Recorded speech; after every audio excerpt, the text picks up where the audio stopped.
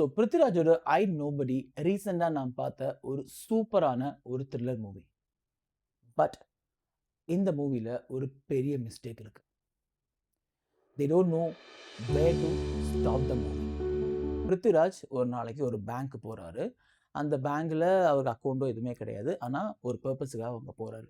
அந்த பேங்க் வந்து ஒரு 3 பேர் சேர்ந்து கொள்ளையடிப்பாங்க. பிருத்திவிராஜ ஹாஸ்டேஜா எடுத்துட்டு அங்கேருந்து தப்பிப்பாங்க. போற வழியில அந்த 3 பேரும் ஆக்சிடென்ட்ல இறந்து போயிடுவாங்க.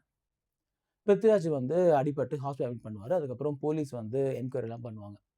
ஆனா, அந்த மணி எங்க இருக்கு அப்படிங்கிறது யாருக்குமே தெரியாது. அவங்க கிட்டத்தட்ட 75 க்ரோர்ஸ் அங்கேயும் சுட்டிருப்பாங்க. அது எங்க இருக்குன்னு யாருக்குமே தெரிய வராது. ஸோ ஒரு பாயிண்ட்ல போலீஸ் என்ன டவுட் வரும்னா, இந்த ஹோல் ஹேஸ்ட்டுக்கே மாஸ்டர் மைண்ட் பிருத்திவிராஜ் தான் அப்படிங்கிற டவுட் போலீஸுக்கு வரும்.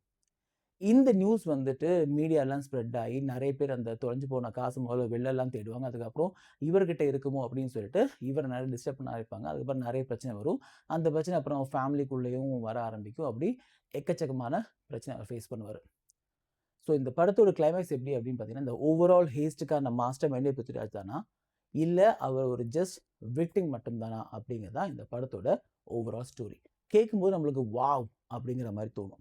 பட் படம் உண்மையா ரொம்ப சூப்பரா ஸ்டார்ட் ஆச்சு. இனிஷியல் ஃபர்ஸ்ட் ஹால்ஃப் வந்து படத்துல ரொம்ப சூப்பரா இருந்துச்சு. பிஜிஎம் செமையா இருந்துச்சு. தேவையில்லாத ஒரு டுயட் சாங், ஒரு கிளாமர் சாங் அப்பலாம் எதுவும் இல்லாம படத்த ரொம்ப சூப்பரா கொண்டு போனாங்க. பட் பிரச்சனை எங்க அப்படின்னா, செகண்ட் ஹால்ஃப் தான். எனக்கு என்ன தோணுச்சுன்னா, லைக் ஃபர்ஸ்ட் ஹால்ஃப்க்கு அப்புறம் வந்துட்டு, அவங்களுக்கு எப்படி இந்த படத்த முடிக்கணும் அப்படின்னு தெரியலையோ அப்படிங்கிற மாரி படம் பார்க்க தோணுச்சு.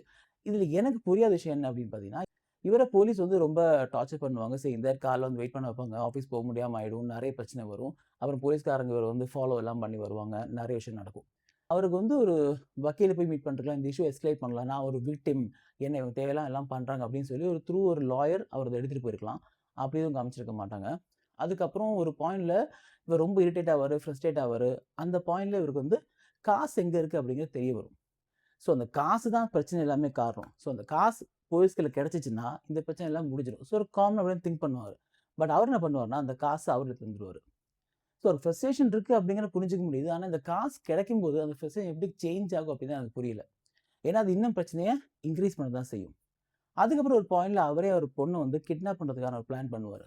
பட் அந்த பிளான் எதுக்கு பண்ணாரு அப்படிங்கிறது எனக்கு புரியவே இல்ல. ஏன்னா, அந்த பிளான் பார்த்தோம்னா, அதுல ஒரு பெரிய ஒரு வலு இருக்கால அப்படிங்கிற மாரி தான் தோணுச்சு. ஏன்னா, சப்போஸ் அவர் பிளான் பண்ண மாரியே பொண்ண அவரே கிட்னாப் பண்ணிட்டாருன்னு வச்சுக்கங்களேன். ஸோ என்ன ஆகும் அதுக்கப்புறம்? காசு குடுப்பாரா? குடுக்காம இருப்பாரா? எப்படி போய் குளோஸ் பண்ணுவாரு? அவர் என்ன யோசிச்சாரு?